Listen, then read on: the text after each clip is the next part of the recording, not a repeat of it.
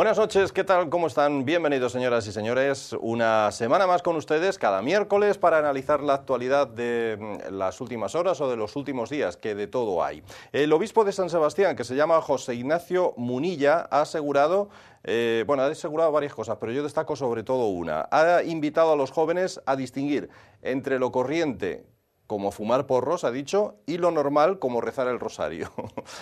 O sea, lo normal es rezar el rosario, lo corriente, fumar porros, ha venido a decir este señor. Ahora hablamos de ello, pero no solo de eso, también de las declaraciones de Nicolás Maduro, como saben, flamante presidente de Venezuela. Alguien decía que hace unos días, haciendo un chiste sobre esto, que las elecciones de Venezuela parecen hechas ex profeso por un jugador de béisbol y uno de baloncesto. Es verdad que la indumentaria de Capriles recuerda a un jugador de béisbol con la gorra y la de Maduro a un jugador de baloncesto por la altura y por el chándal, que no se quita prácticamente nunca. En fin, vamos a hablar de eso y de otros asuntos, por supuesto, relacionados con Asturias, donde volar es complicado, o por lo menos caro. Será por eso por lo que Gustavo utiliza mucho el coche y viaja muy a menudo. El avión no es prohibitivo casi, ¿no? Gustavo, buenas noches. Bueno, buenas noches. Para ir a Madrid en avión, pues salvo que vayas a hacer un enlace, no tiene grandes ventajas con respecto a ir en autobús, en tren o en coche particular, porque aquí el aeropuerto está a 50 kilómetros y además el esfuerzo gimnástico que te obligan cuando viajas en avión, es decir, que desnudarte, vestirte, subir, bajar, escuchar a la azafata que te dé los consejos por si se cae, que es un rollo, aunque ahorres una hora. Ahora, la cuestión de los precios aquí en Asturias, pues es un asunto difícil, porque si Iberia ha recortado una serie de vuelos, además los que llaman de ejecutivos para llegar a Madrid, pues es porque no tendrían clientela. Es decir, que si estuvieran llenos los vuelos, los mantendría. Y entonces, claro, que la situación más sorprendente es los precios que había antes, cuando había compañías de bajo coste, claro, que también al parecer estaban medio subvencionadas en algún momento, ¿no? Recientemente, etcétera, etcétera. Que es una situación que yo creo que no es para preocupar. Más para preocupar es los peajes del Güerna, por ejemplo, que los precios del avión de Iberia. Otra cosa es que cuando además luego no tienes tampoco ninguna garantía de hacer ni siquiera un enlace, si vas a un vuelo.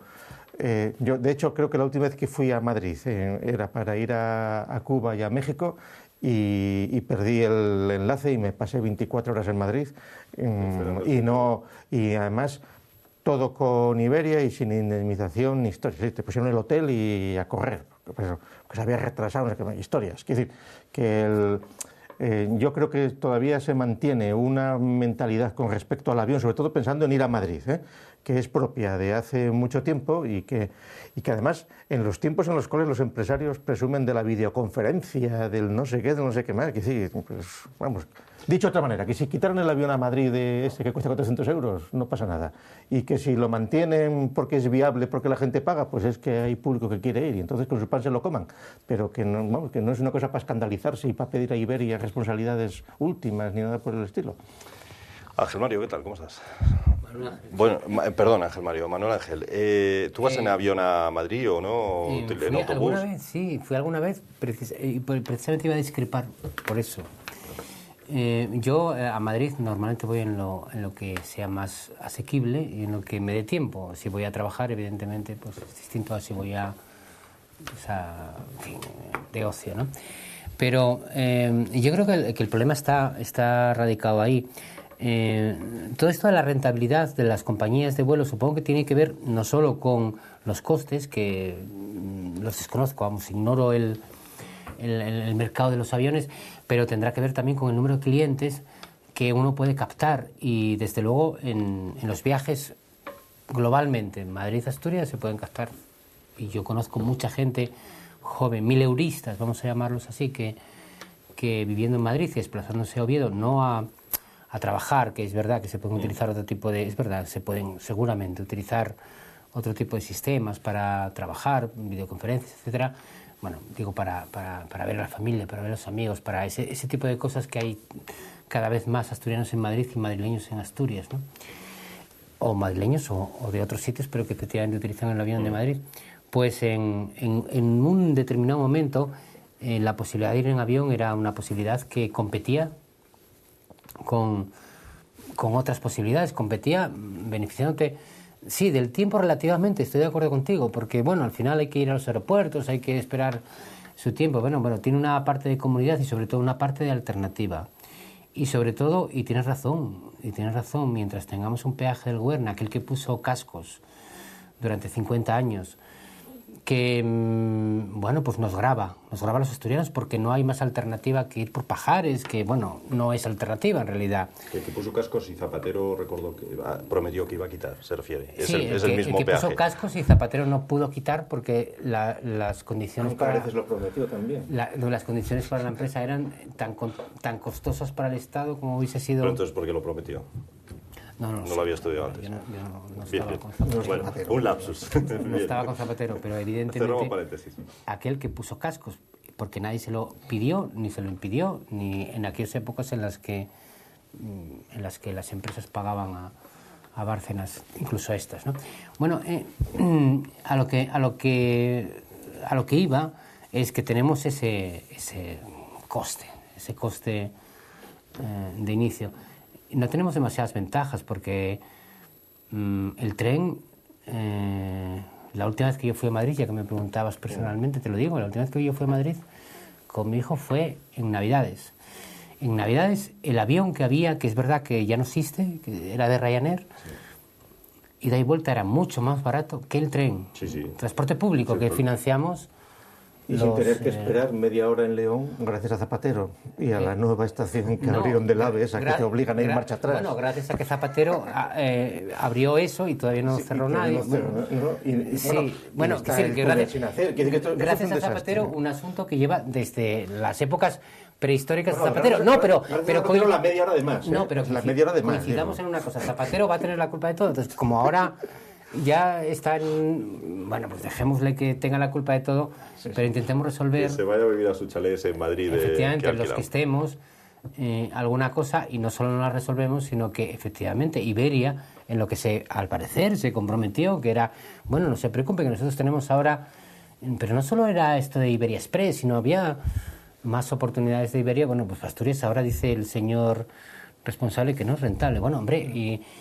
seguramente, pero los asturianos tendremos algún derecho a transportarnos a Madrid y a transportarnos al centro de la península en condiciones mediante... Claro, pero por lo visto, lo que el otro día sacó la prensa, ¿no? Que era un billete de última hora, porque la media que dicen los de Iberia es 35 euros el vuelo, yo no sé dónde la sacan, yo no lo sé. Yo pagué menos. Y el otro día la prensa sacó un señor que había sacado un vuelo ida y vuelta que le había costado 350 o 400 euros, que puede ser, porque por la tarifa de precios, el que saque última hora. Yo ahora que estabas hablando, yo me acuerdo, yo os dije, yo he ido a Madrid en avión, coger el primero que salía a las 7 de la mañana y estar de nuevo en Oviedo a las 2:30 de la tarde. O sea, ir y volver. Claro, no lo pagaba yo, lo pagaba Antena 3 porque iba al programa de la Grison, que intervenías un cuarto de hora. Claro, lo que les costaría ese viaje yo no sé lo que era. Dejé de ir porque era un peñazo, es decir, que te pasabas toda la mañana, aunque era cómodo, claro, porque en realidad echabas mediodía en ir y volver. Claro, eso es normal que ahí pues claven si hay demanda. Ahora, cuando la demanda baja, cuando ya no hay personas que están dispuestas a pagar tanto... Pero de verdad la demanda baja solo en Asturias, pregunto. Que decir, que cuando el señor hace estas declaraciones diciendo, no, es que en Asturias perdemos mucho dinero, ¿y en Sevilla o en Madrid? No, en Sevilla ya no lo pierden porque van en AVE. Decir, pero en otros sitios sí vamos. Probablemente, yo no creo que haya ninguna maldad por parte de Iberia, aparte ya de la de siempre, de los pilotos que se niegan a utilizar el piloto automático y eso. Yo no creo que haya ninguna maldad. Si ganaran dinero, mantendrían los vuelos. Yo tampoco creo que haya ninguna maldad por parte de Iberia. Lo que hay tampoco es ninguna bondad. Es decir, hemos dejado de ser empresa pública y nos estamos preocupando de los números y nos importa poco la gente. Bueno, bien, Iberia.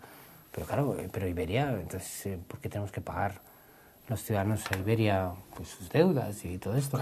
Bueno, o a Renfe, ¿no? Es decir... Bueno, a Ryanair le subvencionábamos también, ¿no? Porque siempre empresas como Ryanair, donde va, se les subvenciona. Menos que otros sitios, porque si no nos hubiesen ido, digo.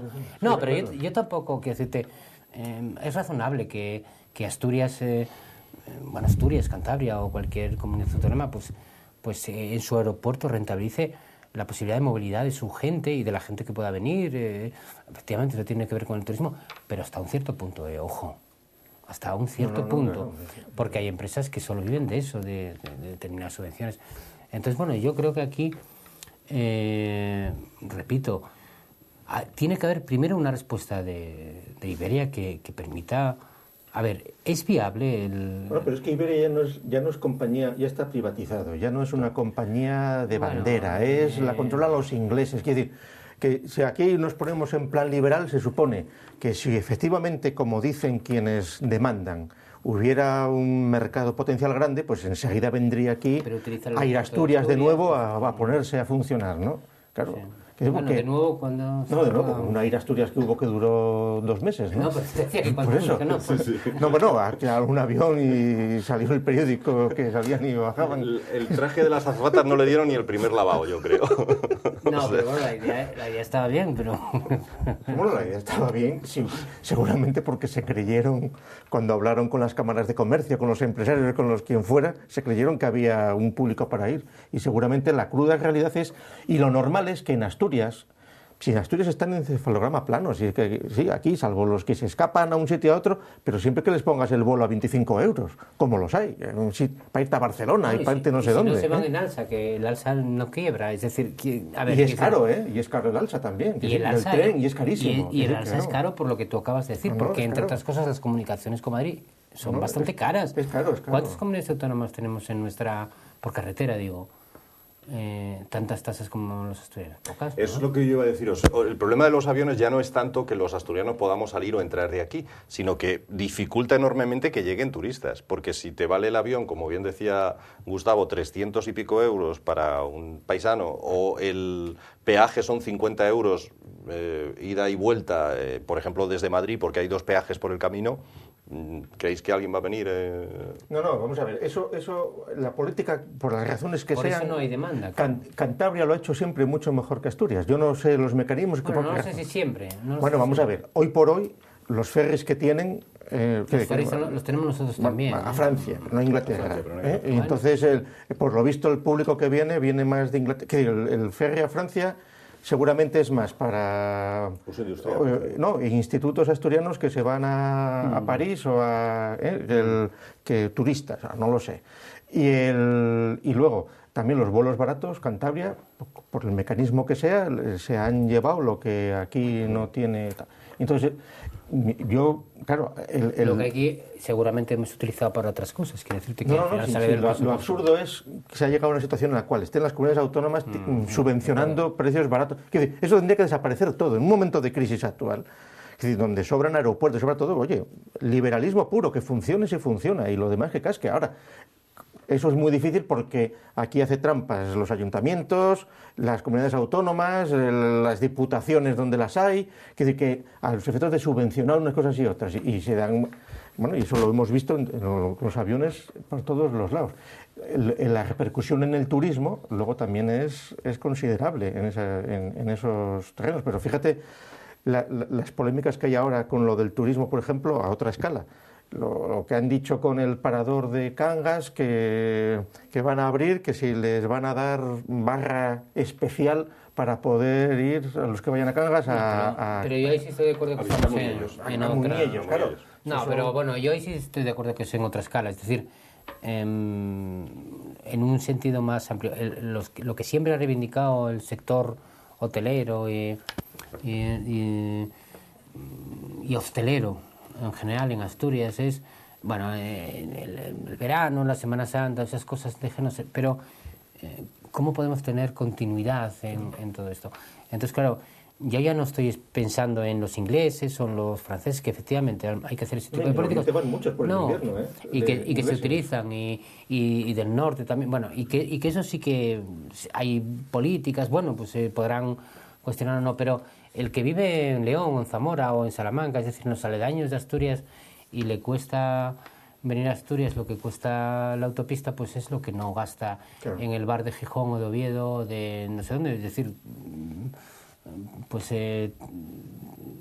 tú imagínate que vives en un pueblo en León o en Zamora y que quieres ir a la playa, el sitio más cerca es Asturias, o Pero te sale cara a la playa, porque claro, tienes que pagar bueno, el peaje tampoco, del Huerna. Dos hermanos míos tienen hoteles en la zona del oriente de No, digo, Asturias sale y cara muchos por el de peaje, sus me clientes refiero. de Madrid vienen por Torrelavega. Es decir, Bueno, sí. que no cuesta. No, claro, En el caso de Llares sí, pero, ¿no? claro, En pero es que eso... gasolina, pero- Pero te No, lo no, dejas muy en poco, gasolina. muy- no, no, probablemente. muy poco más, ¿eh? Pero quiero decirte Muy que poco si más, todo no creas. eso tuviésemos Que esa te ahorras facilidad... también es decir, que viniendo por Burgos, Sí. y te ahorras también el Alto de los Leones, el del Sí, León. que decir, por son- cierto, y resumiendo ya... Sí, por terminar el tema. Por terminar, Venga. y resumiendo, en lo que más afecta todo ese asunto que es histórico, yo creo que genético de Asturias, nuestra preocupación, obsesión por las comunicaciones, que es de siempre, ¿no? De siempre, toda la vida, los asturianos, en lo que más influye ahora mismo, cuando efectivamente aquí hay compañías, el otro día estaba en Langreo viendo el Museo de la Cirugía en Capgemini, que ya no necesitan ni las carreteras ni nada. Y sobre todo afecta en el asunto turismo, en cómo podemos competir, que es un poco donde empezaba la pregunta, en ¿qué tiene que hacer una empresa pública en Asturias? Bueno, una empresa pública, bien, una empresa nacional, vamos a decirlo así, en Asturias, y cómo tiene que tratar a una comunidad como esta, más allá de la oferta y la demanda. Pues sobre todo en esto, en la dinámica del turismo o en las carreteras, efectivamente, en las decisiones que se toman pues, para entrar y salir, o en los túneles que se abren o se dejan de abrir. Esa es esencialmente la parte. Todo lo demás depende de nuestra capacidad de innovación y de otro tipo de cosas. Digo porque en algún momento nos obsesionó las entradas y salidas de mercancías, que yo creo que ya no...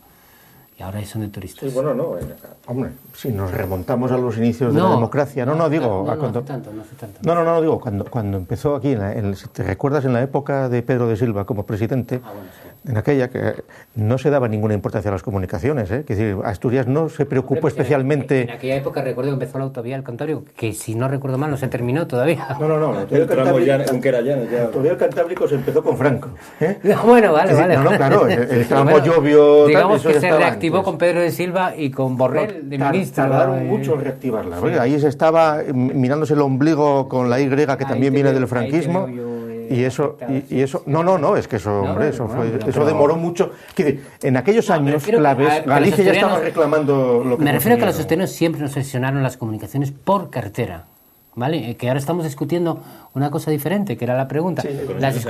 Las conexiones aéreas, que efectivamente deberíamos estar discutiendo sobre qué conexiones aéreas merece Asturias, pero que siempre nos obsesionaron las salidas por coche, por autobús, porque nunca las tuvimos, y eso es verdad, y porque necesitamos sacar productos, y eso es verdad. Y ahora... Los mejores asturianos siempre se fueron en barco a América. Tomo prestada otra frase de Gustavo Bueno, que siempre más o menos viene a decir que está muy bien que hagan carreteras y que existan conexiones aéreas, porque así más asturianos podrán emigrar a otras partes de España, ¿no? Hombre, desgraciadamente. ¿sabes? Eso es Bueno, lo que los pasó Cosme aquí. te desmentirían, ¿eh? Ya. Los mejores asturianos también se desplazaron por carretera. Hombre, mira lo que pasó con las 3 autopistas que hay para comunicar Gijón con las cuencas, que han quedado vacías. Y que empezaron por tren, además. Y que todo el mundo... No, digo las recientes. Es decir, que lo que ha facilitado es que todo el mundo vaya a vivir a Gijón y a trabajar y volver, no otra cosa, ¿eh? Bueno, que está Gustavo deseando Y entre hablar. otros sitios, desde el puerto de Avilés se iba, desde el puerto de Gijón, se iba a Venezuela, por ejemplo. Claro, también de eso está precisamente Gustavo deseando hablar, de Venezuela y de Nicolás Maduro. Y, Es que le veo hombre, yo como... no lo niegue, que lo sigue a pies juntillas. Bueno, ha perdido cierto interés, ¿no? Desde que no está la figura de Chávez, ¿no? No, hombre, están las réplicas, ¿eh? Bueno, la réplica, el del pajarito no es igual. No, aquí lo que está pasando con lo de Venezuela, yo creo que la torpeza de Margallo, de García Margallo, ha sido absoluta, porque ahí les ha puesto a huevo el levantar ahí la memoria histórica a Maduro y compañía contra España. Es decir, aunque la hayan malinterpretado, tenía que haber sido todo lo contrario, tenía que haberse apresurado a felicitar. Entonces, pero claro, aquí también la prensa dijo, no, va a tomar posesión. No, la posesión se toma el día 19. Es decir, lo que fue recoger el acta, no esperar a un proceso que se puede dilatar. Entonces aquí también se engañó totalmente, inmediatamente, parece que quería dar un golpe de Estado y tomar posesión inmediatamente. No, la toma de posesión es el día 19, todavía es presidente electo. Luego, es curioso porque aquí rechina todo lo que es la ideología del fundamentalismo democrático. Es decir, aquí tanto los chavistas como nosotros aceptan la democracia antes de las elecciones, dicen, aunque sea por un voto, tal. Claro, la diferencia han dado muy ajustada, pero son 300.000 votos. Son la misma diferencia que hace 40 años tuvieron Giscard y Mitterrand. No, perdona, la que tuvo Aznar con Felipe González. Sí, pero diferencias mínimas y no pasa nada. O en 8 años. Aznar, claro. Y en aquel caso, pues Giscard ganó a Mitterrand, que parecía que iba a ganar, pues perfecto, ¿qué más da? Ahora, aquí el asunto es, ¿cómo es posible que la oposición al chavismo haya conseguido tantísimos votos? Es decir, que ha estado a punto de perder Maduro. ¿Qué quiere eso decir? Que dentro de 6 años o cuando sea, pierden seguro. Y yo creo que uno de los mecanismos es el exceso de propaganda que hace el régimen. Es decir, que es una cosa cargante y abusiva y además, claro, falseando una realidad que no es la que es. Que tú, si ves Canal 8, si ves Telesur, pues todo es un mundo de maravillas, los malvados, la burguesía, los otros.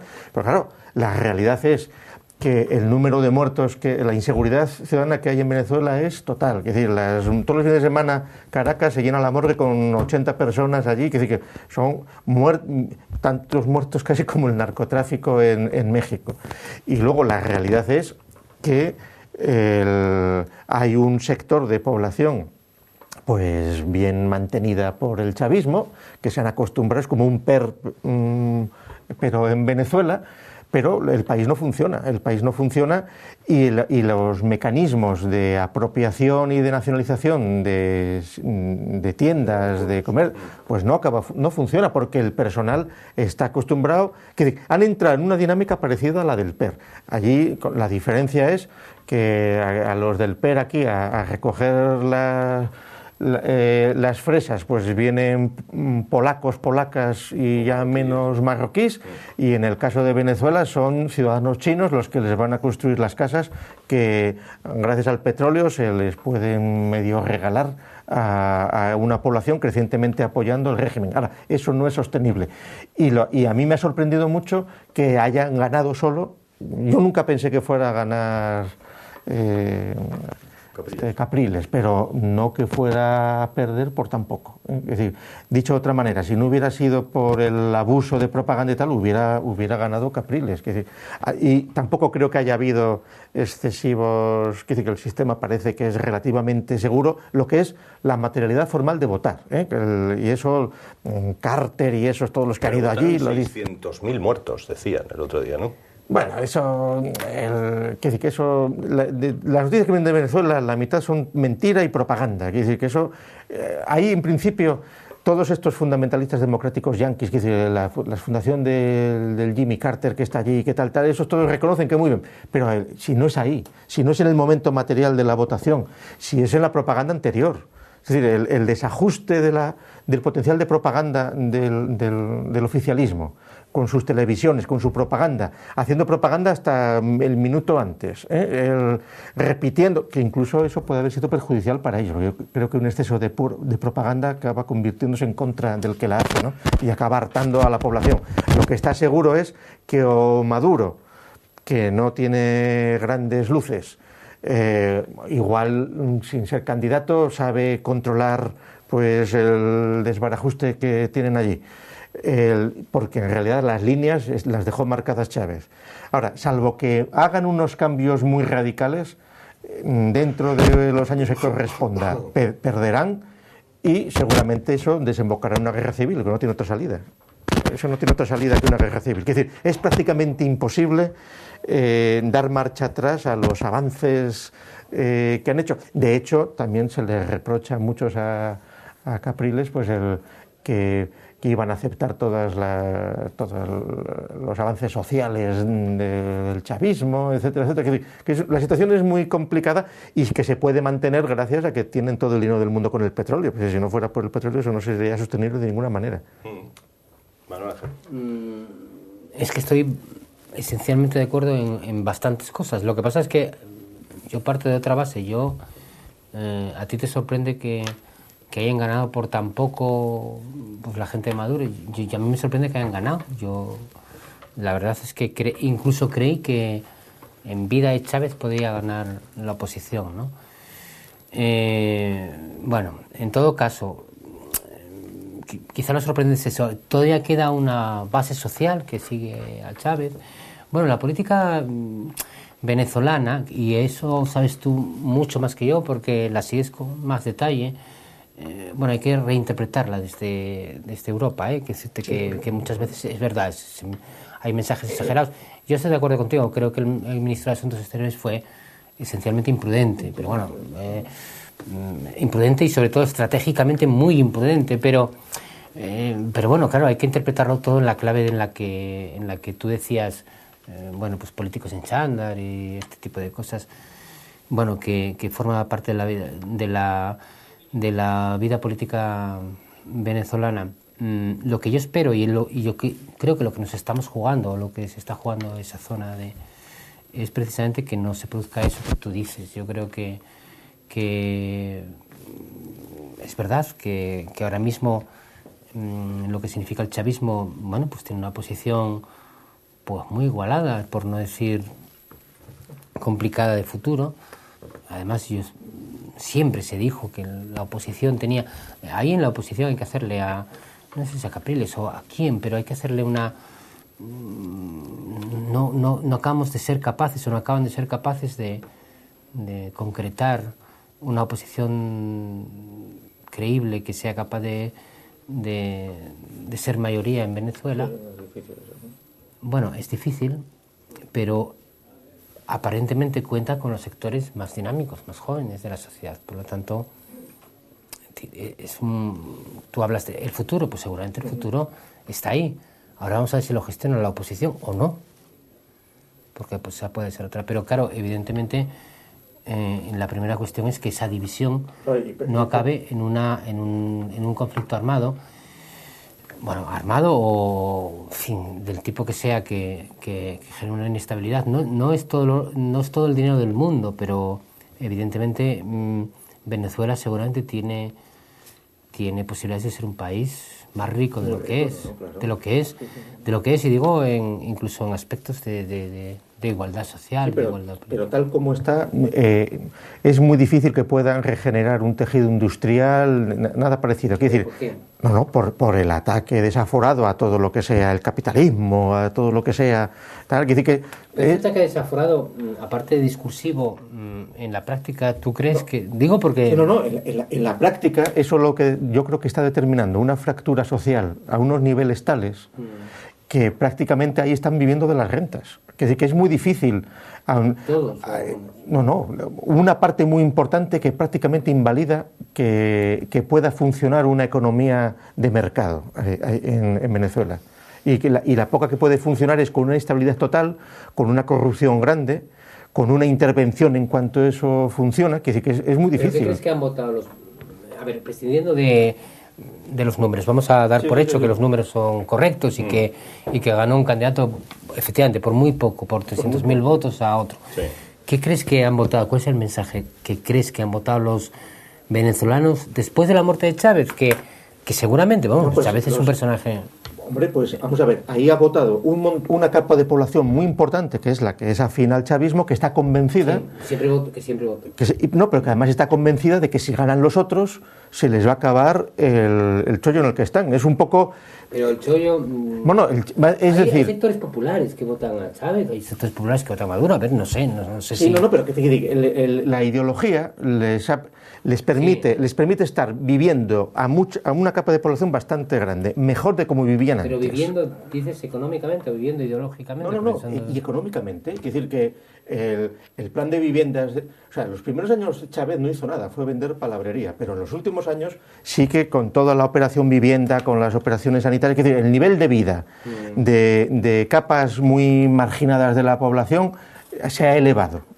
Y siempre ha sido a costa de... Estás diciendo que al final Chávez tuvo algún resultado positivo, entonces... Pero no, ojo.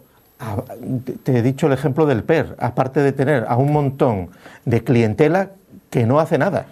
salvo estar en Twitter jaleando las cosas. Es decir, que no funciona el país. O sea, es decir, perfectamente Venezuela... Esa clientela no se gana las elecciones aunque sea por 300.000 votos, se gana porque hay gente que... No, es que esa clientela es mucho más de lo que parece, pero es clientela improductiva, en realidad, ¿eh? Que están viviendo de las rentas del petróleo, que el país con eso no aguanta, yo creo. El futuro seguramente no es del discurso actual, ¿vale? Es lo que yo creo. Sí.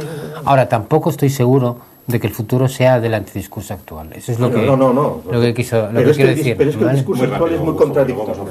Y luego, la deriva ideológica de Maduro es muy preocupante, y sobre todo las consecuencias, que puede tener con Bolivia, etcétera, etcétera. Quiere decir que el discurso indigenista que siguen con él adelante y tal, no, pero que es que eso te metes en unos territorios que Venezuela no tiene esos problemas, pero bueno. Bueno, señores, que vamos a publicidad. A la vuelta hablamos de otros asuntos de interés relacionados con Asturias, con España.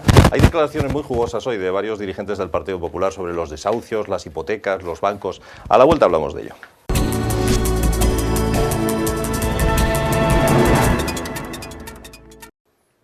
Bueno, pues aquí estamos de nuevo con todos ustedes, segunda parte de nuestro debate semanal. Cada miércoles les esperamos en debate público. Solo hay una cosa más peligrosa en el seno del Partido Popular que ser tesorero, y es ser secretario general del Partido Popular, o de Alianza Popular, aunque sea. Bueno, hay historia muy reciente y alguna muy cercana a Asturias de lo que ha pasado con algún secretario general del Partido Popular. Hablamos de uno de ellos, no de Cascos, sino de Bestringe, que últimamente se le ve en los scratches estos que hay por ahí. ¿Os parece llamativo que el que fuera secretario general del Partido Popular, de Alianza Popular, porque todavía no era el Partido Popular, bueno, pero en fin, mejor me lo pones incluso, ¿no? Mejor me lo pones, y que ahora esté participando en los scratches? Bueno, pero es normal, que decir, Bestringe, como su propio nombre indica, pues es de una familia de rancia tradición centroeuropea, creo que nació en el norte de África, que tiene unos vínculos históricos entretenidos, que estuvo secretario general de AP, que es un politólogo inquieto y que con la evolución de los tiempos pues supera el trotskismo, supera el maoísmo, revés, ¿no? Supera el 15M, supera lo que quieras. Es decir, Bestringe vale para todo, hoy día. Y entonces, pues nada, son fenómenos a estudiar.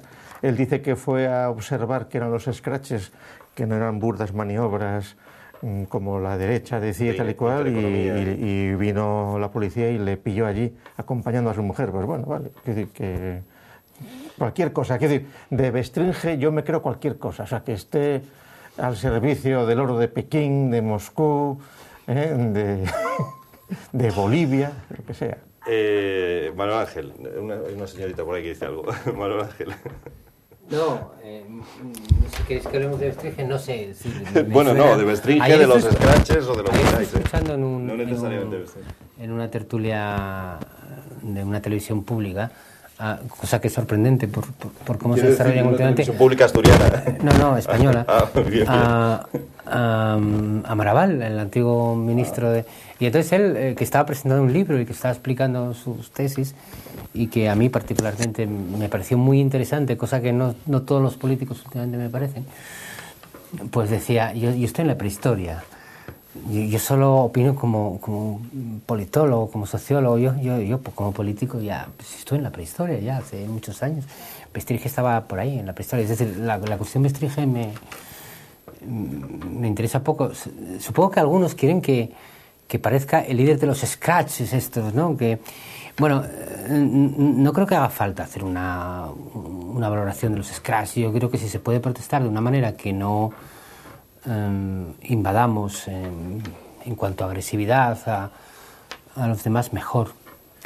Pero los scratches no surgen de la manera de protestar, no es la forma, ni es Bestringe. En realidad, los scratches surgen de una situación muy complicada de mucha gente que no sabe cómo protestar, que no sabe hasta dónde, cómo puede llegar a esos espacios de comunicación en donde en realidad la gente no llega, y que no solo creen que tienen razón, sino que nos parece que tienen razón, que la tienen, ¿no? Que tienen mucha gente razón, por lo menos para protestar, para decir, no es justo lo que ocurre conmigo cuando con otros no ocurre.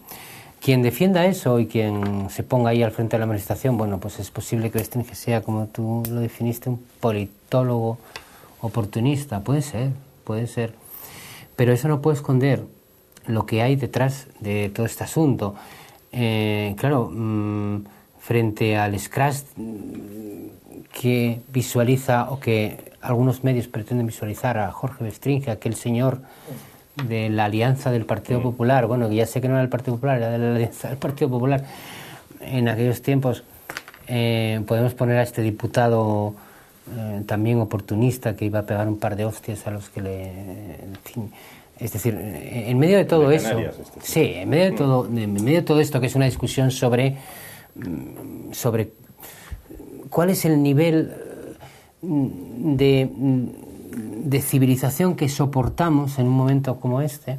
En medio de todo esto está lo importante, y lo importante es que hay gente que necesita respuestas, y que hay políticos que no solo no dan respuestas, sino que además de no darlas, pues se esconden detrás de un plasma. Pero y entonces, en medio de ese conflicto, sé que estoy exagerando y sé que estoy metaforizando una situación, en medio de todo eso, pues surge un conflicto que no somos capaces de resolver. ¿Qué más quisiera yo, qué más quisiéramos todos? Que la verdad que tienen quienes son víctimas de desahucios y otro tipo de cosas pudiera expresarse de una forma que nos permitiera a todos reconocer la importancia de la forma sin necesidad de ofender a nadie. Bueno, pero hay que distinguir. Vamos a ver, tú dices que hay gente que tiene problemas, sin duda los tiene, pero normalmente... No, gente no, mucha gente. Mucha gente, pero no son precisamente los que se van a manifestar. Quiere decir, quienes se van a manifestar normalmente... Pero no se manifiesta Bestringe, a ver. No, pero unos cuantos más. Bueno, sí, pero normalmente tampoco son los que tienen tantos problemas. Quiere decir, son los que asumen la representación de los que tienen problemas. Bueno, no lo sé, pero... Y entonces, si nos ponemos en términos democráticos, eso es intolerable. Es decir, si estamos en una democracia y hay partidos y hay representatividad, etc., es intolerable. Como yo he dicho aquí, por ejemplo, que el otro día, cuando salió Río Pedre de declarar, le empieza un señor a insultar por la calle y la policía no intervenga, por ejemplo. Es decir, eso es un nivel ya de degeneración absoluto. Y entonces, en esa perspectiva, si nos ponemos en una perspectiva democrática, pues eso es intolerable totalmente. Máxime personalizando contra personas individuales y haciendo acoso, etcétera, etcétera. Ahora, si nos ponemos en términos revolucionarios, el propio Lenin recomienda el acosar personalmente a los enemigos del pueblo. De lo que dijiste hasta ahora, no discrepo en nada, de lo que yo dije, no discrepo nada. Digo que detrás de todo eso hay un mensaje, hay un dolor, y un sentimiento. Una manipulación por parte de quienes quieren sacar ventaja del mal general, que no son los que se van a manifestar. De los que quieren sacar ventaja del mal general, entre los que incluyo a esos diputados que dentro del mal general, pues dicen que se jodan, o dicen voy a darle un par de veces a no sé quién. Es decir, entre los que quieren sacar ventaja, yo distingo de toda esa paja, distingo que hay un problema, que lo hay un problema, y que además es doble, que es lo que dije, que el problema existe, pero además existe la imposibilidad de plantearlo de una forma imposibilidad que no permita que los oportunistas que tú dices saquen provecho de todo esto. Vamos a ver, mira, los ataques a sedes del partido contrario los hizo, por ejemplo, el PSOE cuando el 11M, etcétera, etcétera. Eso es falso. Eso es falso, ¿no? Es decir, eso está acreditado por la prensa burguesa.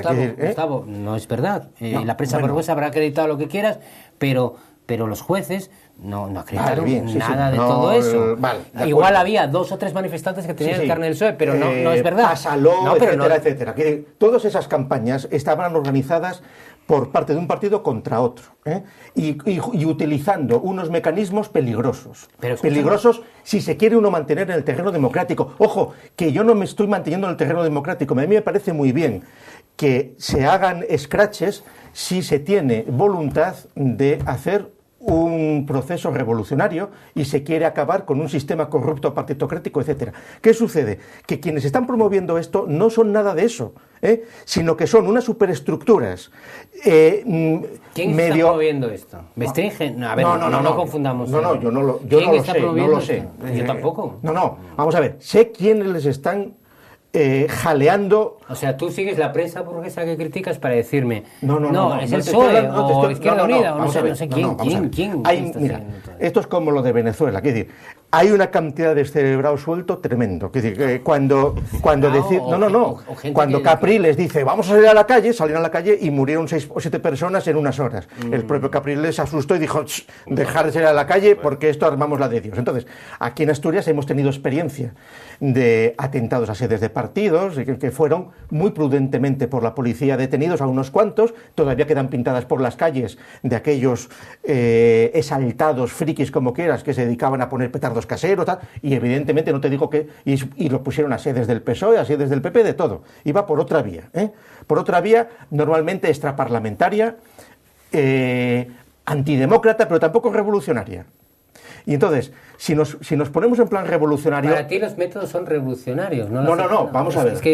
Lenin, por ejemplo, plantea que sí, que hay que hacer el ataque al político burgués degenerado, está definiendo el scratch. Sí. Pero, ojo, como un mecanismo para... pero no por parte que encima son demócratas. O sea, que es los del 15M y los del Scratch. Quieren ser demócratas. Me acabas de comparar los Scratches con aquello del pásalo. Es que me hace... Tú imagínate que los ciudadanos, aquellos que no tenemos... ¿A quiénes llamas los ciudadanos? ¿A los que van al Scratch? Yo, por ejemplo, a mí, a los ciudadanos, a la gente que recibe esos mensajes y que dice... No, yo al Scratch... Los ciudadanos en general normalmente es gente que se queda en casa a ver la tele y primero a aplaudir a la Pantoja y ahora a denostarla. Esos son los ciudadanos, eso es en general. Yo tengo una idea distinta a los ciudadanos, mucho más crítica, mucho más ácida, mucho más menos... optimista. Sí, igual más optimista, sí. Pues eso. Sí. Es decir, quienes van al Scratch no son los que están los sufrientes. Los ciudadanos que se dirigen a mí me parece que están más cabreados y me hablan menos de la Pantoja y más de otras cosas. Bueno, no sé, pero no porque yo me mueva en un entorno político, digo, pues cuando uno viene, cuando va al barrio, cuando lleva a los niños al colegio, cuando los ciudadanos... Bueno, pero vamos a ver. Los ciudadanos están enfadados porque... Bueno, sí, pero y otra de gambas, ¿eh? Es decir, pero este fin de semana había atascos en las carreteras y que eso es de boquilla, ese cabreo de tasca. Y porque el 90% de la gente tiene gente al lado en paro y porque tiene que resolver cuentas y porque necesita preguntas y porque nadie le da respuestas, Gustavo, porque eso es así, coño. Y entonces nuestro sistema, que es el que defiendes tú y el que defiendo yo, ese mismo sistema que nos permite ver en esa prensa burguesa de la que tú hablas a nuestra familia real implicada en temas de corrupción, a una parte de nuestros políticos esencialmente metidos en procesos judiciales, a toda esa gente necesita respuestas. Y dices tú, ¿y cómo hacemos esto de las respuestas? Votando. Pero claro, resulta que no hay... Los partidos. Sí. Ahí sois vosotros. Yo no estoy en ningún partido. Y los partidos tenemos algunas reflexiones que hacer, muchas muy importantes, sin duda alguna, pero hace falta otro tipo de... Y hace falta sobre todo otro tipo de reflexión, de verdad te lo digo. Tú imagínate lo que hubiese sido de este país si hubiésemos creído, si aquello, te pongo ese ejemplo que comparas con los Scratches, ¿no? Aquello del pásalo, que lo vivimos todos de una forma muy personal. Tú imagínate que en este país hubiésemos creído todavía hoy que había unos señores que habían puesto unas bombas que eran de no sé dónde, que eran de ETA, y que hubiésemos creído todo eso. La gente tiene derecho a pensar, tiene derecho a transmitir lo que piensa, tiene derecho a utilizar los mecanismos de comunicación que tiene para hacerlo. Y tiene derecho a hacerlo, a ser posible sin violencia. Y seguramente hay gente que lo hace con violencia y yo no estoy de acuerdo. Y no solo yo. Yo creo que mucha gente de mi partido se manifestó en esa posición. Pero tiene derecho a hacerlo y a que le hagan caso. No, vamos a ver. Tiene derecho a hacerlo, no, ¿eh? Quiero decir, tú no tienes derecho... Tiene derecho a decir, a ver, yo soy... No, tú no tienes derecho, o sea, no tienes derecho pero te digo una cosa, cuando sale, por ejemplo, el Río Pedre, de declarar a que un señor se ponga a insultarle. Y la policía no haga nada, por ejemplo. Eso es grave ya. Porque eso es tolerar que no haya ningún respeto ni ninguna... No puede ser. Pero yo te he dicho que en eso estoy de acuerdo, pero yo, que soy un cargo público, soy concejal del Ayuntamiento de Oviedo, y evidentemente, que es lo más cercano a los ciudadanos en el sentido de que yo tengo una vida, por ejemplo, en mi ciudad. Si alguien me dice, ¿pero qué haces tú votando? No sé qué. Yo tengo que contestarle. Yo tengo que contestarle. Evidentemente, si alguien me dice, eres un no sé qué y un no sé cuánto, pero yo no creo que eso es lo que ocurra habitualmente. Bueno, pero yo te voy a decir, vosotros la policía, tengo derecho a que la policía intervenga y me ayude, evidentemente. Pero es que voy por... Mira, vosotros en el ayuntamiento habéis aguantado durante semanas y semanas que cuando hacíais plenos estuvieran los bomberos pitando y dando la vara allí enfrente. Bueno, aguantando no. Algunas veces hablábamos con los bomberos pero ¿qué te quiero y nos decir? decían, pero pedimos esto y esto. ¿Tendrían razón o no la tendrían? No, pero mira, eso es una situación que es incompatible con un equilibrio ciudadano. O sea, que haya gente boicoteando un pleno, o por ejemplo, lo que tuvo que soportar Tini Areces montones de veces con la gallina aquella, con la pita tal. Eso, hay unos límites que se ha ido cediendo. Lo ideal sería que no fuera así, pero eso no es tan importante. No, es mucho más. Mira, es que eso, de ahí viene el escrache y de ahí te vienen a venir cosas peores todavía. Y no digamos nada Necesitamos entender cuáles son... Bueno, y es como el narcisismo de los pilotos de Iberia que se ponen en huelga o el narcisismo de los otros que se ponen a pitar y a molestar a los demás. Y evidentemente juzgarlos. Yo tengo mi idea sobre la ideología de la pita. La tengo. Y tengo mi idea sobre lo que dicen los bomberos. Pero en lo que hacen y en lo que dicen, es que en realidad expresar eso... Otra cosa es cómo se interpreta. No es estar pitando 2 horas boicoteando a los demás. Es decir, cuando esos están boicoteando un pleno del ayuntamiento... Yo no recuerdo ningún pleno boicoteado, hablamos siempre. Hablaba con un fondo de pitidos que no veas. A mí no me impide nadie hablar. Pues porque habéis degenerado tanto vuestro nivel de consistencia que aguantáis hacer un pleno mientras os están pitando fuera, ¿entiendes? Porque aguantamos hacer un pleno mientras la gente nos está diciendo que ellos quieren... No, la gente no. Unos frikis que están... Unos frikis son trabajadores municipales. No, perdona, pero hay unos mecanismos de comunicación, etcétera, y de que no funcionaron. Y no se puede, y lo que no se puede hacer tolerar es que sean municipales o dejen de serlo, estén boicoteando el normal desarrollo de una institución que se supone, si somos demócratas y nos lo creemos... ¿Cuál es el normal desarrollo de una institución? Tener bomberos incapaces de poder decir en ningún otro sitio que en la plaza del ayuntamiento cuáles son las reivindicaciones. No molestar la actividad de un ayuntamiento, hombre, porque ahí están molestando. Es decir, ahí es un grado de tolerancia por el derecho a la protesta que tiene ese señor que es un exceso. Y es algo parecido como cuando te pones a justificar estas otras cosas. Pero ¿cuál es el exceso en realidad? ¿Cuál es el exceso? Es decir, que estos señores expliquen a quienes... tenemos que tomar las decisiones, expliquen cuáles son sus reivindicaciones. Te pasan el papel, te has enterado y te siguen 2 horas tocando el pito, para que no te olvides, hombre, ¿no? Y resulta que como no va en la portada de un periódico, sino que ellos entienden que su cosa es importante, pues la transmiten de la forma más cercana posible. Yo la entiendo, y si no tienen razón, no la tienen, y no me va a presionar a mí eso. Oye, presionar no, si no es presionar es molestar, quiere decir que es una cosa que no tiene sentido. En las últimas horas ha habido Yo creo que hay cosas que molestan. 2 afirmaciones sobre esto de las hipotecas y de las viviendas y de los desahucios y de la dación en pago y todo eso de lo que hablamos tanto los medios de comunicación. La secretaria general del Partido Popular, Cospedal, ha dicho que los votantes del PP son los que sí pagan la hipoteca, lo que da por hecho que los que no votan al PP son los que no pagan la hipoteca, y además también ha venido a liar la parda, que se suele decir, el portavoz del Grupo Popular en la Comisión de Economía, el señor Vicente Martínez Pujalte, que ha dicho que el que firmó una hipoteca hace años, cuando los pisos valían una pasta, un ojo y parte del otro, pues que ya sabía a lo que se arriesgaba, y que ahora quieren aprovecharse de la dación en pago para entregar la vivienda, que ahora ya no vale lo que valía cuando la compraron, y así comprarse otra más barata. No sé, ¿lleva razón o no? Es muy crudo, está sin hacer eso. Lo ha dicho demasiado crudo, no le ha pasado por la plancha. Si es verdad que de esas cosas son 2 chorradas, pero monumentales. Vamos, es decir, que pagan las hipotecas los del PP, bueno, pues a ver, las encuestas y las estadísticas, es decir, que me parece una chorrada. Y lo de que el que sale de la dación para comprar otra cosa, también me parece otra chorrada. Es decir, yo creo que ahí no se está sabiendo argumentar el asunto de la dación de las hipotecas, porque, en buena medida, ¿no? Porque se quiere convertir en un derecho algo que es una anomalía, que es lo de la dación. Es decir, a mí particularmente, alguien que no pueda pagar su vivienda no me preocupa mayormente. ¿Por qué? Porque es un aprendiz de capitalista. Es alguien que quiere ser pisoteniente y que encima es tan miserable que no tiene dinero para pagar al contado. Y entonces tiene que recurrir a la hipoteca. Entonces, si ya se mete en ese juego del capitalismo, de querer ser propietario... Los españoles quisimos, tu análisis de la crisis es que el 80% de los españoles... No, perdona. El 90% de los españoles eran pisotenientes cuando murió Franco. Porque fue la habilidad... No sé. El 90% de los españoles vivían en su propia propia casa. Sí. Que fue la gran habilidad del franquismo de lograr la paz social, después, clases medias. Claro, no podían tener derecho a eso porque además eran baby boom, eran muchos y tal, ¿no? No, el baby boom viene de antes. Quiere decir, bueno, vamos a ver. Buena parte del boom de la vivienda fue con la inmigración. Y muchos de los que les está costando pagar las viviendas son los emigrantes que vinieron, que sí que les engañaron hábilmente, es decir, pero es mucho más... Serios. Los que nos están costando pagar la vivienda a todos nosotros. Y a todos nosotros porque, entre otras cosas, creímos que era importante tener una vivienda, cosa que, estoy de acuerdo contigo, igual es una ideología equivocada en otros países de Europa, pero España es el país con más pisotenientes de acuerdo. Europa. No, pisotenientes no.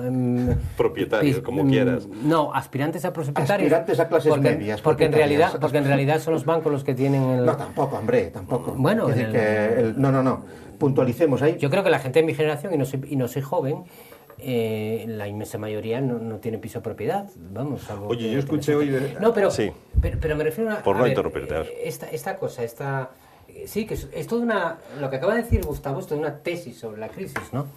Que por cierto, está muchas veces contada, las chorradas sobre las chorradas que además hace el gobierno. Estoy de acuerdo contigo, son chorradas, son... Bueno, pequeñas idioteces que igual no tienen ni siquiera sentido comentar, salvo que sean estratégicamente consideradas. Es decir, ahora resulta que tenemos que dividir el país en, dice Cospedal, los que pagan la hipoteca son votantes del PP. Y dice Martínez Pujalte, que siempre más, en fin, siempre todos más inteligente que los del gobierno, ¿no? que la dación en pago es para poder comprarse otro piso. Es decir, con sacar aquello del Desahucio Express que sacó el PSOE en su momento, hace 4 años. En una caída libre del Partido Popular en votos, yo creo que dice, ¿quiénes son los nuestros? Bueno, por lo menos los que tengan ya el piso en propiedad y los, Oye, la consejera... que frente a estos carapijos que todavía no fueron capaces de pagarlo. De verdad, es que lo peor de todo es que yo creo, porque podían haberlo explicado como lo explica Gustavo, es verdad, pero lo he explicado, es decir, los bancos tendrán culpabilidad, que la tienen. Hombre, por supuesto que la tienen. Pero el que firmó la hipoteca... No, que la tienen, Gustavo. Los bancos y si quieres discutimos esto el, desde el principio, pero bueno... Los bancos han hecho lo que su público quería. Que es como su público. Y les decían, oye, y no solo te doy para el piso, te doy también para una plaza de garaje y para que compres un coche nuevo. Sí, pero resulta que luego nosotros tuvimos que pagar y todo. Y el aprendiz de capitalista decía, ¡ay, cojonudo! Esto es maravilloso el capitalismo. Pero toda esa jornada la tuvimos que pagar nosotros mientras Aznar y los ministros de Aznar decían que esto la burbuja era una tontería. Ese nosotros es también maravilloso. Si somos ricos. Digo cuando Cascos decía aquello de que, hombre, los pisos son caros porque la gente puede pagarlos. De todo esto, lo que queda es una situación en la que el gobierno del Partido Popular no es capaz de dar respuesta y además lo que da es una respuesta de estas ideológicas que yo creo que les va a hundir más en las encuestas. Es decir, esto El Desahucio Express es cosa del PSOE. ¿Qué es el Desahucio Express? Bueno, se anunció hace 4 años. La normativa del Desahucio Express... No, eso se aprobó y salió allí aquella vicepresidenta que tenía diciendo ya hemos aprobado el Desahucio Express y tal. Sí. Que esto es una situación que viene de atrás, no se puede decir ahora. Todo el sistema de las hipotecas viene de atrás. No se puede de repente... No se puede de repente cambiar el sistema de las hipotecas. ¿Viene del suelo o eso? Porque claro, cuando viene de que todo el mundo quiere ser capitalista, de que todo el mundo quiere ser mejor de lo que es, como es obvio y como es lógico. Pero cuando hay un sistema que dice y además puedes y además y eso viene entre otras que cosas, nos tenemos que una ley del suelo determinada y de un partido... fue que la PSV no lo hizo bien en su momento. ¿Te acuerdas aquí en España va bien? Que digo yo que nos tenemos que ir. No me habéis hablado ni de la Pantoja ni de lo que ha dicho el obispo de San Sebastián, esto entre lo de fumar porros es normal. Pues sí. San Sebastián lo que tenía que hacer era leer al obispo de Palencia de los años 30, que se llamaba Manuel García, que dijo lo siguiente, para ser ortodoxo: a la pregunta ¿a dónde vas y de dónde vienes? Un cristiano de verdad solo tiene una respuesta: de comulgar. Todo lo demás es de camino. Y entonces estos no llegan a ser tan talibanes como el obispo de Palencia, pero aquí se pone, aquí decir, no, vamos a ser coherentes. Aquí, un católico lo más importante que tiene que hacer en la vida es comulgar y todo lo demás es de camino. Entonces, ¿a dónde vas a comulgar? ¿A dónde vengo de comulgar? Y yo como concejal de Oviedo, y termino, sobre la Pantoja me parece fatal. Es decir, si se tiene que desmayar con la cantidad de veces que he estado en la plaza de la catedral, con lo bien que le vendría a Oviedo esa imagen, esa... Oye, ¿viene este verano también o vendrás de San Mateo o esta vez? No tengo noticias de que la SOF, pero la SOF está preocupada por otras Por otras historias, sí, eso creo. No, le han quitado el Museo de Cera en un día. Últimamente a todo el mundo le quitan. No, es... O sea, el Museo de Cera es una censura directamente. Aquí el pueblo levanta sus mitos y de repente... Y el Museo de Cera lo se acaba. No, la Pantoja señores, yo creo que se suicida inmediatamente, ya no lo podrá soportar. Que nos... Lo de Paquirrín, ¿verdad? Son todos disgustos. Que han enviado un sobre, última noticia, se ha interceptado una carta dirigida a Obama con una sustancia sospechosa, que al parecer era ricina o algo así. Bueno, nos tenemos que ir, lo dejamos ahí. Gustavo, muchas gracias por estar aquí. Igualmente, Manuel Ángel, a ustedes les veo la próxima semana con un nuevo debate público. Hasta la semana que viene.